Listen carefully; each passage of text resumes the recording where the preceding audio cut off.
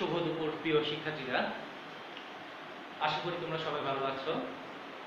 আবহাওয়া পরিবর্তনের এই সময়ে ভালো থাকাটা একটু কষ্টকরই, তারপরেও আমরা সবাই আশা করতে পারি যেন আমরা সবাই তার নিজ নিজ অবস্থান থেকে ভালো থাকি। এটাই আমাদের প্রার্থনা হওয়া উচিত, এটাই আমাদের কাঙ্ক্ষিত, যে কি বলা যায় এটাকে, আমাদের যে কাঙ্ক্ষিত ভেতরের যে চাওয়া, সেই চাওয়াটা এমনই হবে যেন আমরা সবাই ভালো থাকবো। যাই হোক, আজকে তোমাদের যারা দশম শ্রেণীতে আছো তোমাদের জন্য একটি সুখবর আছে, আবার একটু দুঃসংবাদ হবে সেটা, যে আজকে তোমাদের বায়োলজি বইয়ের শেষ অধ্যায়, চতুর্দশ অধ্যায় জীব প্রযুক্তি, এ বিষয়ে কথা হবে। এই অধ্যায়টি তোমাদের লাস্ট অধ্যায়।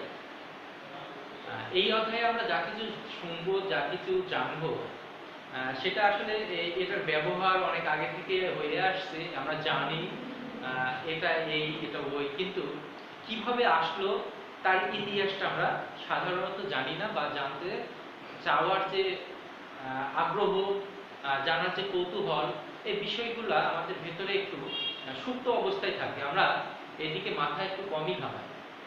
তো আমি তোমাদের বায়োলজির মনে হয় ফার্স্ট অধ্যায়ের যে সূচনা পরিক্রমা আছে সেটাতে আমি বলেছিলাম যে বায়োলজি বলো বা ফিজিক্স বলো, সেটা যাই হোক না কেন, বিজ্ঞানের প্রতিটি বই, বিজ্ঞানের প্রতিটি কথাই আমাদের জীবনে কিন্তু বিরাট ভূমিকা পালন করে। জীববিজ্ঞানের যে প্রথম অধ্যায় আছে সেখানে তোমরা যদি পড়ে আসো তাহলে বুঝতে পারবা যে কতটা বিস্তার লাভ করে আছে আমাদের এই প্রাত্যহিক জীবন দশায়। যাই হোক, এইসব কথা বলে অযথাই মনে হয় তোমাদের সময় নষ্ট মনে হতে পারে। এ কথাগুলো না বললেও নয়, বুঝলা, না বললেও কেমন জানি একটু অসমাপ্তি ভাব থেকে যায়, কেমন যেন একটু অভাব বোধ হয় যে এটা মনে হয় বলা হলো না, এটা মনে হয় বলা হলো না, এটা তোমাদের জানা উচিত।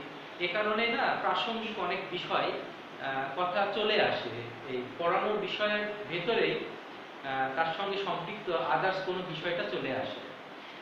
জীববিজ্ঞানের যে মৌলিক শাখাগুলো আছে, এই শাখাগুলো থেকে আমরা বলেছিলাম যে জীববিজ্ঞানের দুটো শাখা, একটা হলো মৌলিক শাখা আর একটি হলো কি প্রয়োগমূলক শাখা।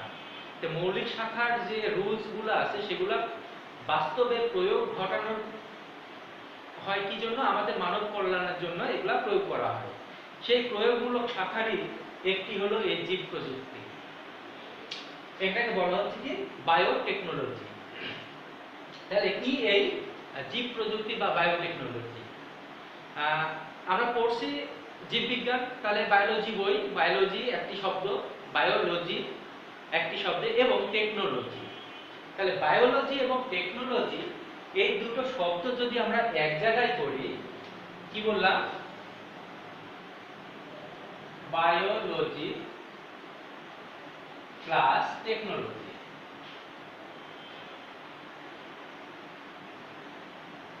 এইটা দুইটা যদি এক জায়গায় করি তাহলে হয় কি বায়োটেকনোলজি।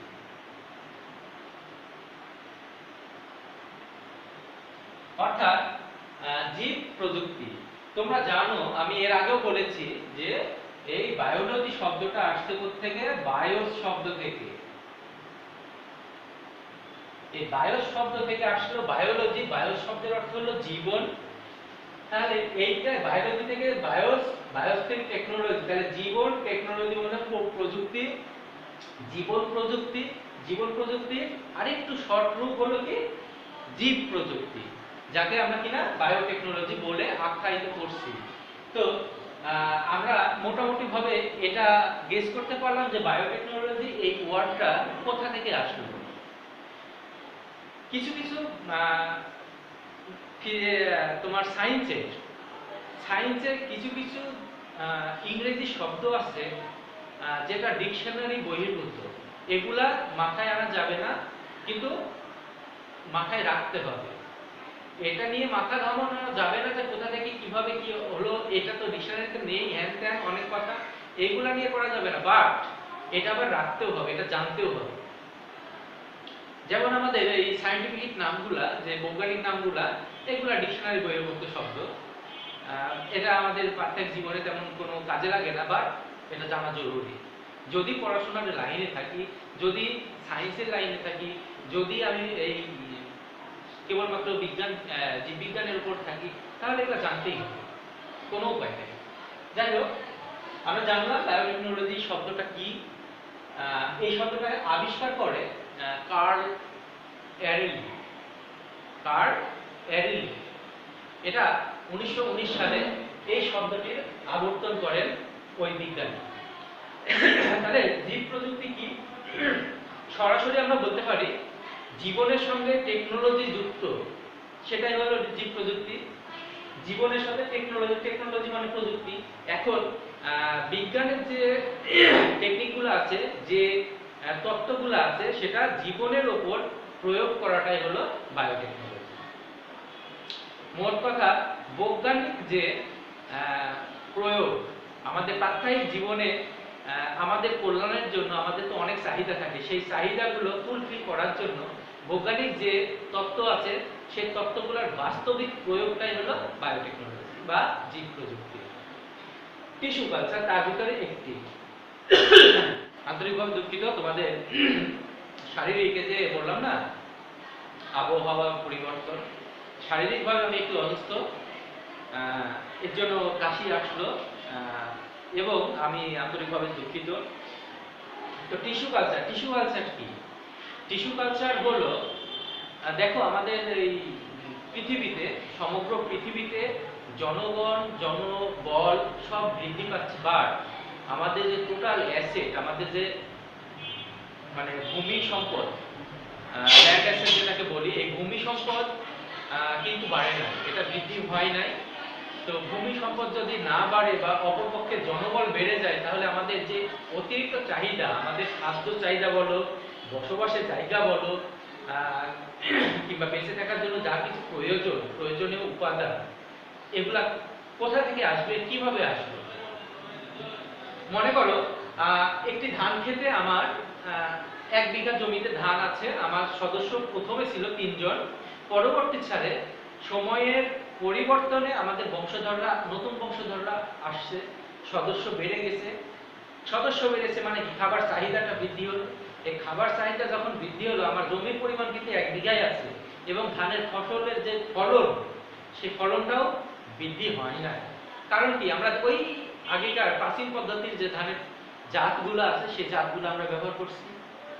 অথবা দেখা যাচ্ছে ধান হবে, ধান থেকে সে বীজ সংগ্রহ করব, বীজ থেকে আবার রোপণ করব, রোপণ থেকে চারা হবে, চারা বড় হলে তারপরে না আবার জমিতে যাবে।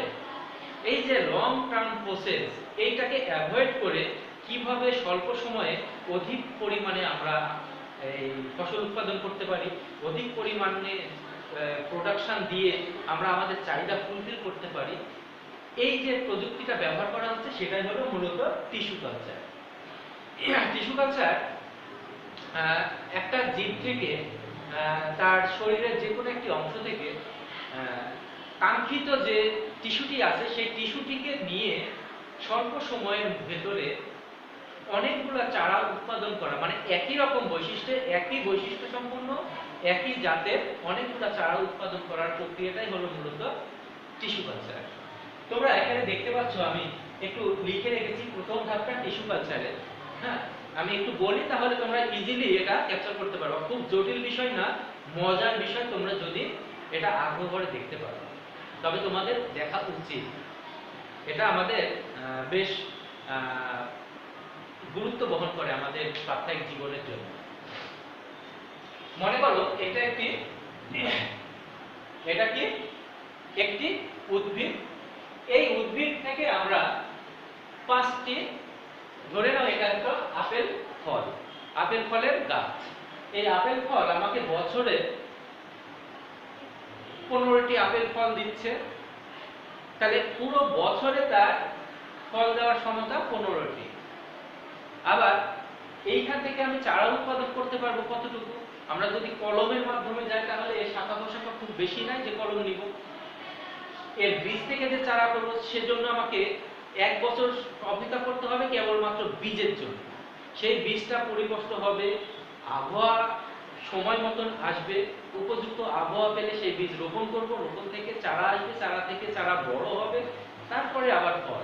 তাহলে এই যে দীর্ঘমেয়াদী যে পদ্ধতি, দীর্ঘমেয়াদী যে প্রসেসিং পদ্ধতি, এইটাকে অ্যাভয়েড করার জন্যই আমরা এই ধাপগুলো অনুসরণ করি, যাকে বলি কি টিস্যু কালচার।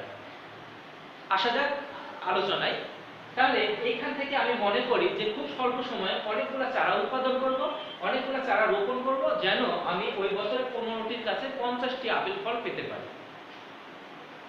তাহলে কি করলাম, এই উদ্ভিদের এই কাণ্ড থেকে আমি নমুনা টিস্যুটা গ্রহণ করলাম, যেখানে স্টোমাটোর প্রাদুর্ভাবটা বেশি থাকবে। এইখান থেকে নমুনা টিস্যুটা সংগ্রহ করে কি করলাম, আমাদের যে কাঙ্ক্ষিত জায়গা, এই বীজটা যে এই যে টিস্যুটা যে সংরক্ষণ করব, এটা এমন না যে আমি ব্লেড দিয়ে কেটে রেখে দিলাম, তাহলে তো পচে গেল, তাই না? কিংবা আমি কাঁচি দিয়ে কাটলাম, সেটা নিয়ে আসছি, এটাও না। এর জন্য যে টিস্যুটি দরকার, এটা আসলে অনেক মাইক্রোস্কোপিক টপিক, এটা তো খালি চোখে দেখা যাবে না, বা খালি চোখে আমরা সেটা করতেও পারবো না। আমরা যে টিস্যুটি নিব, টিস্যু আসলে টিস্যুটা কোন টিস্যুটা নিব, এখানে তো অনেকগুলো টিস্যু কাজ করছে, তাই না? আমরা প্রাণীর টিস্যু সম্পর্কে জেনেছি কি কি টিস্যু কাজ করে। তাহলে যে টিস্যুটি নিব, কাঙ্ক্ষিত সেই টিস্যুটিকে বাছাই করতে হবে কি মাইক্রোস্কোপিক উপায়ে, বৈজ্ঞানিক উপায়ে পরীক্ষা করে। করার পরে আমি কাঙ্ক্ষিত টিস্যুটি নিলাম, নেওয়ার পরে এর যে উপযুক্ত পরিবেশ তাকে প্রদান করতে হবে। উপযুক্ত পরিবেশ কেমন হতে পারে, এখানে লিখেছি দেখো, আবাদ মাধ্যম। অর্থাৎ আবাদ বলতে আমি তাকে যে জায়গায় রাখবো, সেই মাধ্যমটা কেমন হতে হবে। সেই মাধ্যমটা হতে হবে উর্বর জমি বা উর্বর পদার্থ, যেখানে আমি টিস্যুটাকে রাখবো সেই স্থানটুকু হতে হবে উর্বর, সেই স্থানটুকু হতে হবে ভিটামিন যুক্ত, সেই স্থানটুকু হতে হবে কি তোমার গাছের যে প্রধান উপাদান, সেটা হলো ফাইটো হরমোন, এটা লাগবে। আর কার কি লাগবে, গাছের যে দৃঢ়তা প্রদান করে এগার নামে একটা উপাদান, যেটা আমার এই আবাদ মাধ্যমকেও শক্তিশালী দৃঢ়তা প্রদান করবে, এটা না নরম না শক্ত। তাহলে আমার এই 18 জাতীয় পদার্থ এগার এখানে বাধ্যতামূলক লাগবে, ফাইটো হরমোন লাগবে, তারপরে ভিটামিন লাগবে। এইসব দিয়ে মোটামুটি ভাবে তোমার আবাদ মাধ্যমটা তৈরি হয়। তো এই আবাদ মাধ্যম তৈরি করার পরে কি করব, এখানে কেলাস আসবে। এই টিস্যুটা যে জীবাণু মুক্ত কি দূষিত সেটা তো আমরা জানি না।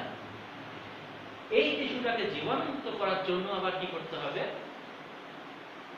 একটি বদ্ধ ঘরে, যেখানে তোমার হাই ভোল্টেজে, আমরা হাই ভোল্টেজ বলতে বৈদ্যুতিক উপায়িত করতে হবে।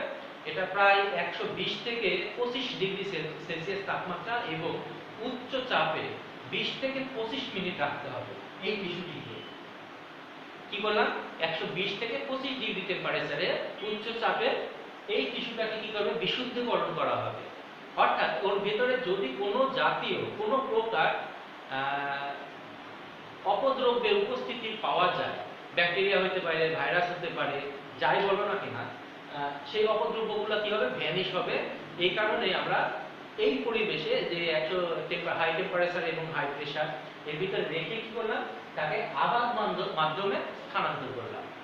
আবাদ মাধ্যমে স্থানান্তর করার পরে কি করলো, এই টিস্যুগুলো তখন একটি কেলাস গঠন করলো। কেলাসটা হলো কি জানো, মোটামুটি ভাবে এক জায়গায় দলবদ্ধ হয়ে থাকা। কেলাসটা না শক্ত না নরম, এক জায়গায় দলগতভাবে অবস্থান করা। তাহলে এই টিস্যুগুলো আস্তে আস্তে দলগত হলো। মনে করো অনেকগুলা তুলা আমি সুতার মতন খুলে নিয়েছি।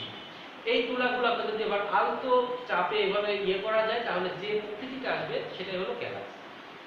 তাহলে কেলাস গঠন হলো। কেলাস গঠনের পরে এই যে আমার আবাদ মাধ্যমটা ছিল, এই আবাদ মাধ্যমটি তখন তার জন্য আর উপযুক্ত হবে না। এই যে কেলাস গঠন হলো, কেলাসের উপযুক্ত পরিবেশ তৈরি করার জন্য কি করব, আমি নতুন আবাদ মাধ্যম তৈরি করব, যাতে করে এই কেলাসটাকে আমি কি করতে পারি, স্থানান্তর করতে পারি ওই আবাদ মাধ্যমে বা ওই মাধ্যমে। এখানে আসার পরে কি করবে, রুম টেম্পারেচারে রেখে দিতে হবে আমাদের। রুম টেম্পারেচার, আলো বাতাস এবং তাপমাত্রা এগুলো স্বনিয়ন্ত্রিত থাকতে হবে।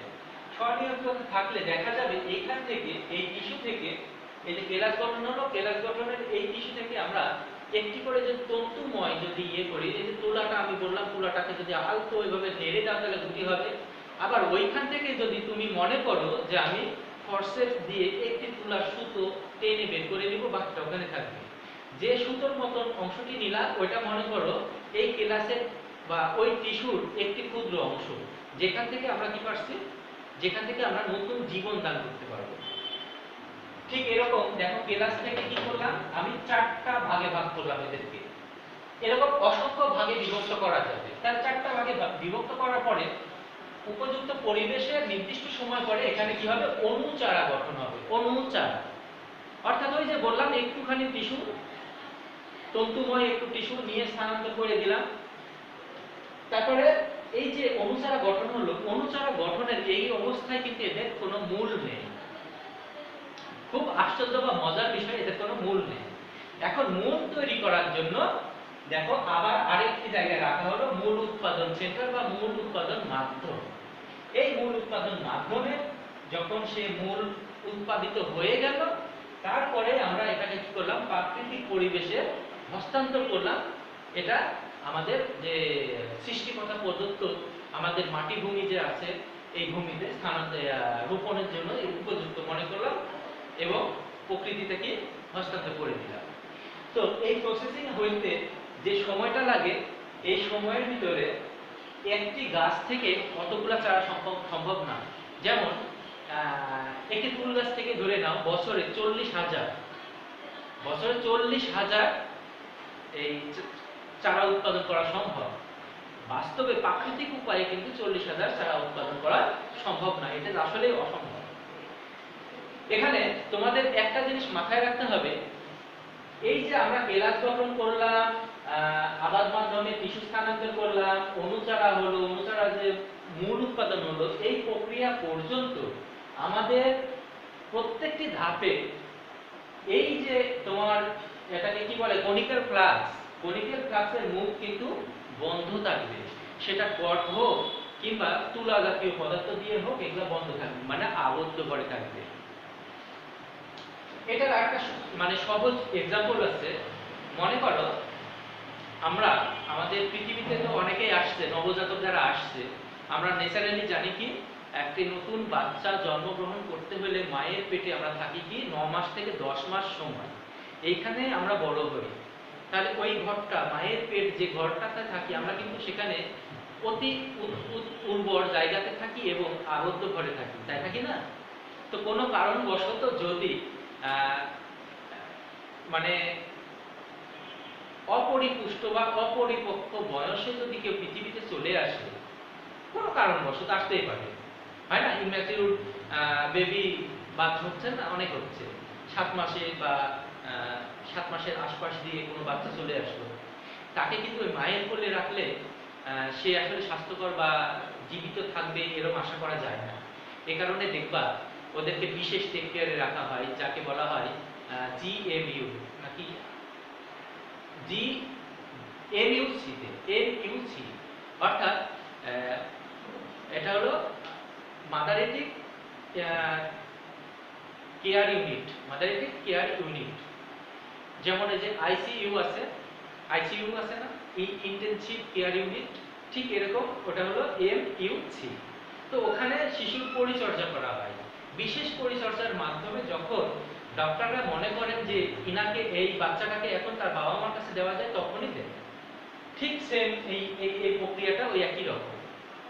তো এই প্রক্রিয়াটা যখন এইরকম হলো, তো এখান থেকে আমরা স্বল্প সময়ে কি পেলাম, অনেকগুলো চারা পেলাম, যা আমাদের সময় বাঁচালো এবং আমাদের যে চাহিদা ছিল, আমাদের যে ডিমান্ড ছিল, এই ডিমান্ডটা কি করলো, ফিল আপ করলো। বুঝতে পেরেছো? তাহলে টিস্যু কালচার কি আর নতুন করে বা আরো ভেঙে বলার মতো কিছু নাই, তোমরা জাস্ট বইয়ে একবার রিডিং করে নিবা। টিস্যু কালচারের ধাপসমূহ, টিস্যু কালচারের ধাপসমূহ কি করে দেখতে তো পারা। তোমাদের এক্সামে যদি এই কোশ্চেন আসে তাহলে অবশ্যই আমি তোমাদেরকে বারবার বলবো, তোমরা ছবি আঁকানো প্র্যাকটিস করো এবং পেন্সিল দিয়ে, সেটা পেন্সিল দিয়ে করবা। তো যদি এই প্রশ্ন পরীক্ষায় আসে তাহলে তোমরা এই ছবিগুলা অঙ্কন করবা, প্রতিটা ধাপ অঙ্কন করবা। তোমাদের এই ধাপ অঙ্কন করা জানা মানে কি জানো, বর্ণনাটা স্বয়ংক্রিয়ভাবে চলে আসা।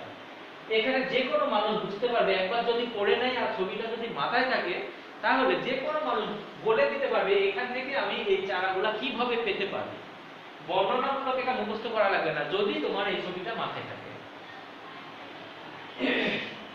তাহলে জীব প্রযুক্তি জানলাম, টিস্যু কালচার জানলাম, টিস্যু কালচারের ধাপসমূহ এগুলা তোমরা বুঝতে পারছো। এবার আমরা যাব কি, ইয়ার ব্যবহারও তো মানে বলা লাগবে না, ইয়ার ব্যবহারটা বুঝতে পারছো। বিভিন্ন জায়গায় সেটা ধান বলো, সেটা কোনো ফুলের গাছ বলো, আমাদের এই যে বিশেষ বিশেষ মুহূর্তে ফুলের ঘাটতি পড়ে যায়, একটি গাছ কতগুলো ফুল দিবে আর কতটা বাচ্চা দিবে, তাই না, কতগুলো চারা হবে। তো এই ফুলের চাহিদা পূরণ করার জন্য আমরা যেমন অনেক প্রজাতি, অনেক ধরনের অনেক চারা উৎপাদন করছি, কিভাবে, এই টিস্যু কালচারের মাধ্যমে। এরকম অনেক আছে,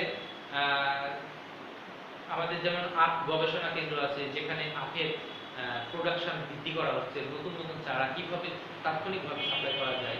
বাংলাদেশ সরকার না, প্রতিটা দেশের সরকারের এটাই উচিত যে আমাদের যে ডিমান্ডটা থাকবে, আমাদের যে চাহিদা থাকবে, সেটা যেন তারা পূরণ করে। পূরণ করার জন্য জীববিজ্ঞানের যে বিজ্ঞান বিষয়ক যে টেকনোলজি, তার যে সৎ ব্যবহার করতে হবে, কিভাবে করতে হবে, এগুলাই তার প্রমাণ।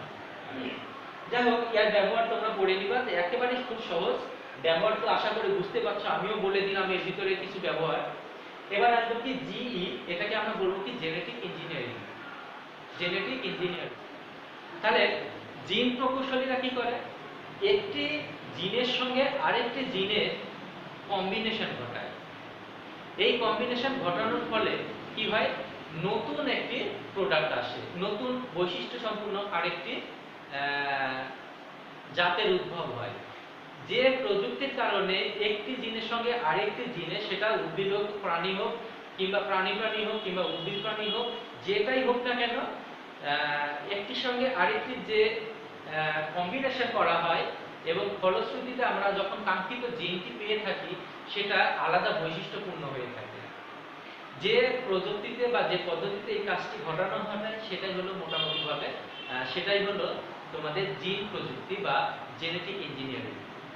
যাই হোক, এই জেনেটিক ইঞ্জিনিয়ারিং কি বা কেন করা হয় বা কেন এটা আসলো, এখন আমরা উচ্চ ফলনশীল, উচ্চ বর্ধনশীলের দিকে ধাবিত আমরা সব সময়। আমাদের দেখো, আগে তোমরা যদি আশেপাশে একটু চোখ রাখো বা নজর রাখো, তাহলে দেখতে পাবা আমাদের আশেপাশে নারকেল গাছ আছে, তারপরে কুলের গাছ আছে, যেটা বড়ই বলে রাখি আমরা, এরকম কিছু আছে না। এই ফুলের ভেতরে অনেক প্রকারভেদ আছে, আপেল ফুল, বাউ ফুল, থাই ফুল, এরকম অনেক নাম আছে।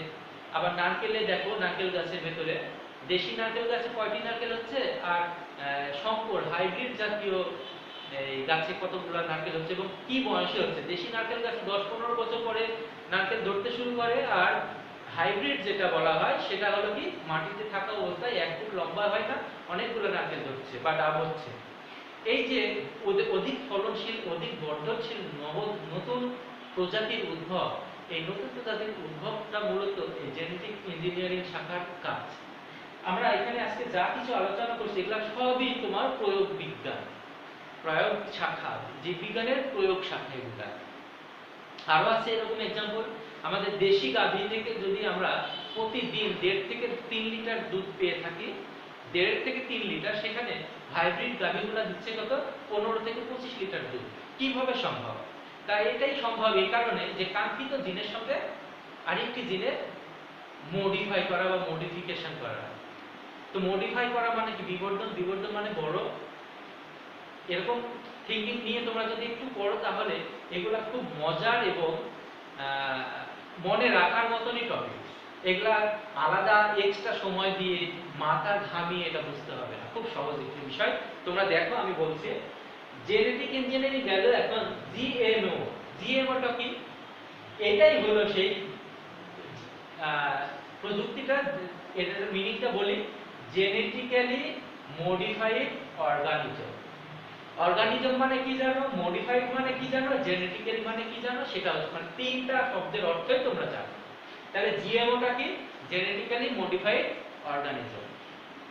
অর্থাৎ আমাদের যে জিন, আমাদের যে ডিএনএ, ডিএনএর সঙ্গে কাঙ্ক্ষিত জিনে বা কাঙ্ক্ষিত ডিএনএ মিক্সার ঘটানোর যে পদ্ধতি, যে প্রসেসিং বা যে সিস্টেম, সেটাই হলো এই জিএমও।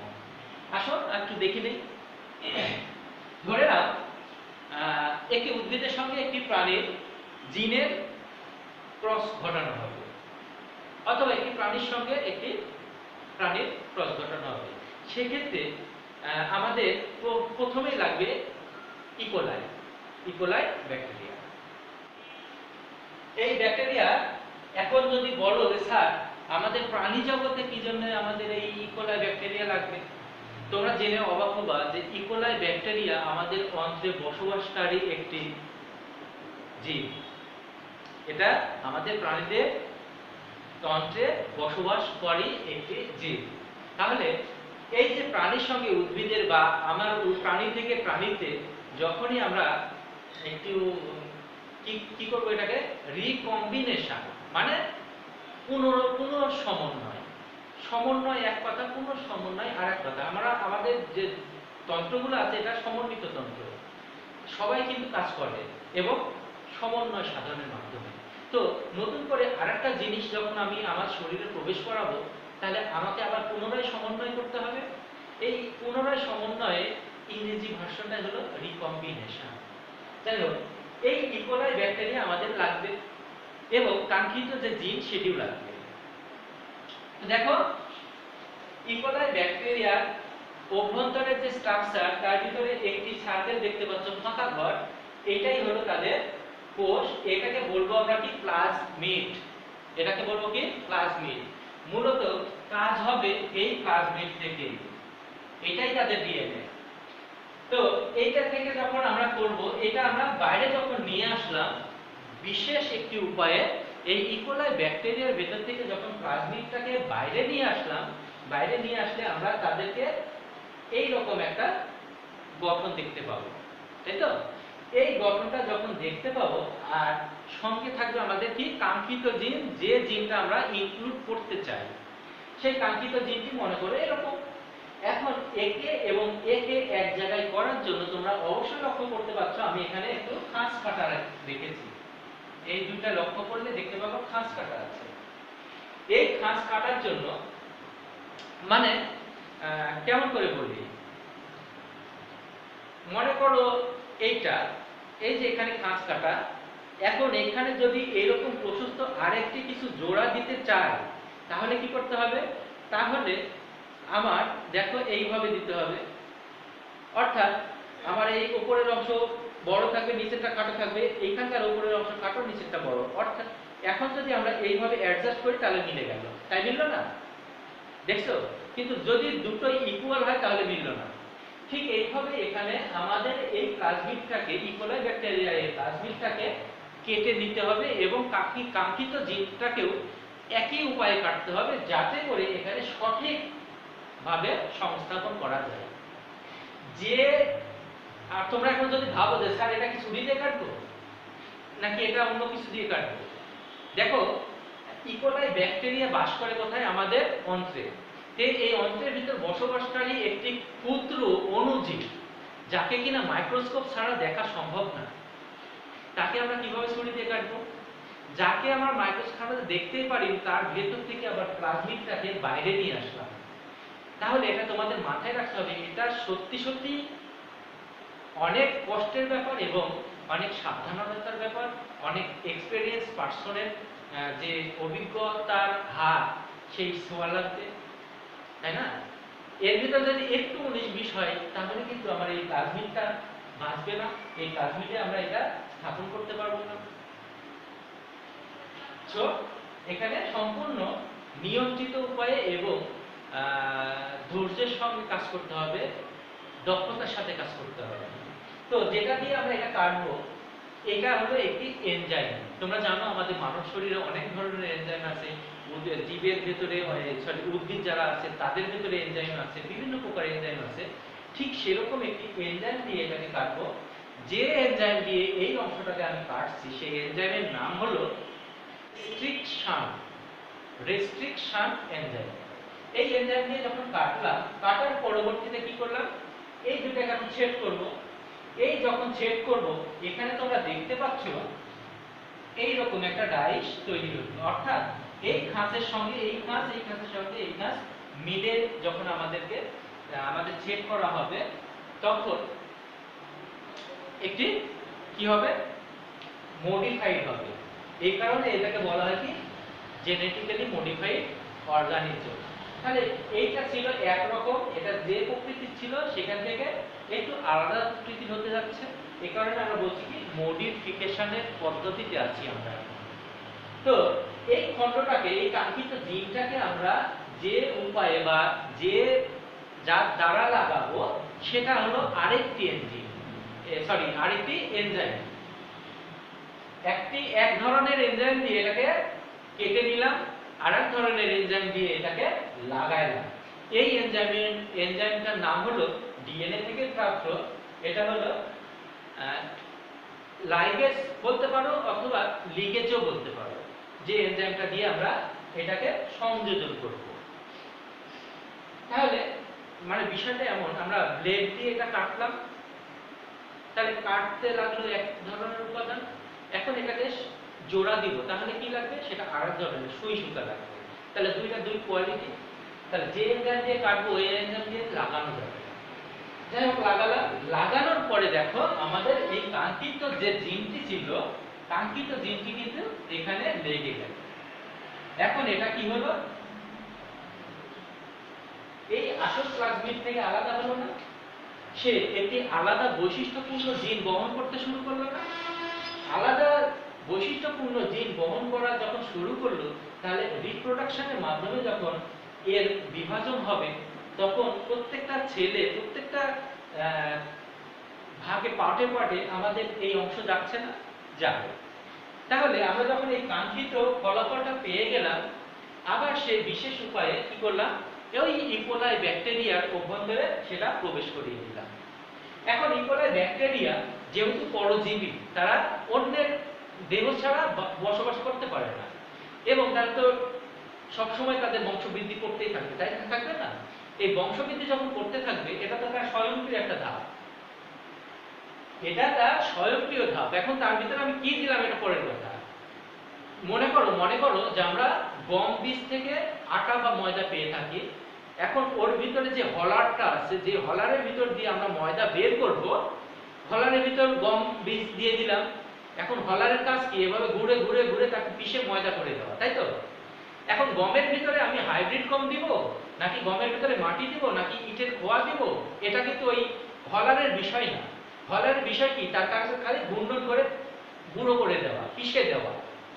তো এর যখন বংশ বৃদ্ধি করার কাজ, তার প্লাজমিড আছে কিনা, তার নিউক্লিয়াস আছে কিনা, এগুলাও না, তার প্লাজমিডের উপস্থিতি আছে কিনা, প্লাজমিড যে কাজে অংশগ্রহণ হবে সেটা বিভাজিত হবে কিনা, এটাই তার বিষয়, যে আমি বিভাজিত হব। এর ভিতরে এখন আমরা নতুন কিছু সংযোজন করছি কিনা এটা তার মাথা ব্যথা না। তো আমরা কিন্তু টেকনিক্যালি কি করলাম, নতুন একটি জিন এর ভিতরে প্রবেশ করিয়ে দিলাম। এখন সে যতবার বিভাজিত হবে, যতবার বিভাজন করবে, ততবার এইসব জায়গায় নতুন নতুন জিন নিয়েই আবিষ্কার হবে। তো নতুন নতুন যখন প্রোডাকশন আসবে, তাহলে আমাদের যে কাঙ্ক্ষিত লক্ষ্য বা যে কাঙ্ক্ষিত উদ্দেশ্য নিয়ে আমরা এখানে এই জিনটাকে সংস্থাপন করলাম, সেই উদ্দেশ্য যখন আমাদের সফল হলো, তাহলে আমরা যে প্রোডাকশনটা পাবো সেটাও সফল হবে। যেমন আগে 1 বিঘা জমিতে ধান হতো 8 মণ, 10 মণ, 15 মণ। এখন 1 বিঘা জমিতে 25 থেকে 30 মণ হারে তোমার ধান উৎপাদন হয়। আগে কুল খাইতো ছোট ছোট কুল, এখন খায় বড় কুল। আগের কুল ছিল টক কুল, ম্যাক্সিমাম গাছে টক ছিল, এখন দেখো যেটাই খাই কিনা মিষ্টি লাগে।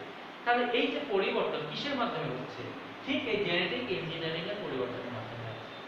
তোমাদের বইয়ে এর ব্যবহার আছে বা এর গুরুত্ব আছে, আমি ওটা বললাম না, যেহেতু আমার প্রতিটি ক্লাসই লং টাইম হয়। এটা একটু সহজ, তো এই কারণে আমি চাচ্ছিলাম যে তোমরা একেবারেই দেখে নাও।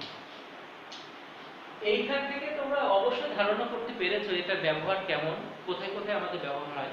বিভিন্ন শস্য ক্ষেত্রে এর ব্যবহারটা হয়, মানে এগ্রিকালচার ফিল্ডে এইগুলার ব্যবহারটা অতিরিক্ত পরিমাণে হয়। এছাড়াও হাইব্রিড যদি আরো কিছু চিন্তা করতে পারো, মানে পরিবর্তনশীল, আমরা টেস্ট টিউব বেবির কথা ভাবতে পারি। টেস্ট টিউব বেবি কিভাবে আসে, সেখানে এটা ভাবতে পারো। অনেক ক্ষেত্র আছে এগুলা ভাবার। তো এই ব্যবহারটাও ঠিক ওই রকমই হবে। আশা করি তোমরা ক্লাসটি এনজয় করবা এবং এই অধ্যায়টি এনজয় করবা। মোট কথা এই অধ্যায়টি মানে শেষ ভালো ভালো যার সব ভালো তার। জীববিজ্ঞানের এই শেষের অধ্যায়টি এমন একটি মজাদার অধ্যায় যেটা তোমাদের ভিতরে নতুন উদ্যমতা তৈরি করবে, নতুন আকর্ষণ তৈরি করবে। এটা তোমরা যখন ইন্টারমিডিয়েটে যাবা, এর সাথে বিস্তার আলাপ পাবো, তখন আরো মানে ভালো লাগা তৈরি হবে। আশা করব তোমরা সায়েন্সের সঙ্গে থাকবা, বিজ্ঞানের সঙ্গে থাকবা, এবং এই যারা আমার স্টুডেন্ট যারা বর্তমানে সায়েন্স নিয়ে পড়াশোনা করছো তারা সবাই ইন্টারেস্টেড হবা। কে জানে যে তুমি ইন ফিউচারে তুমি যে জেনেটিক্যাল ইঞ্জিনিয়ার হবা না, এটা কোনো গ্যারান্টি আছে? কৌতূহলবশত কারণবশত তোমার এখানে আকাঙ্ক্ষা জাগতে পারে। তোমার সেই আকাঙ্ক্ষাই হলো তোমার কাছে বড় অ্যাসেট। তুমি এই আকাঙ্ক্ষার দরুন কালের বিবর্তনে দেখা যাচ্ছে তুমি একদিন এই জেনেটিক্যাল ইঞ্জিনিয়ার হয়ে গেলা। মানুষ কে কখন কোন মুখে গমন করবে এটা বলা কঠিন। ঠিক আছে, পড়া অব্যাহত রাখো। দেখা হবে পরবর্তী ক্লাসে। সবাই ভালো থাকো, এটাই কামনা করি।